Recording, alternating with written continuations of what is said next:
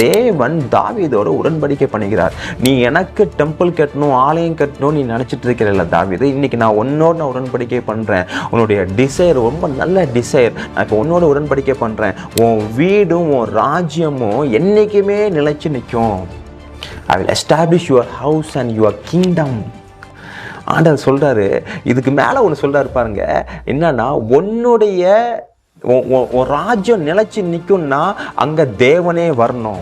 உன் ராஜ்யம் நிலைச்சு நிற்கும்னா அங்கே தேவனே வரணும்.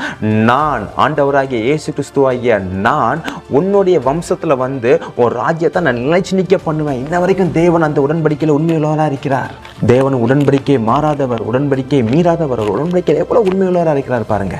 தாவீது எதுவுமே செய்யலை பாருங்க, இலவசமாக தேவன் கொடுத்தார். இந்த உடன்படிக்கையில் தாவீதுக்கு இலவசமாக ராஜ்யபாரம், இலவசமாக நிறைய காரியங்களை கொடுத்து தேவன் அவனை ஆசீர்வதித்தார்.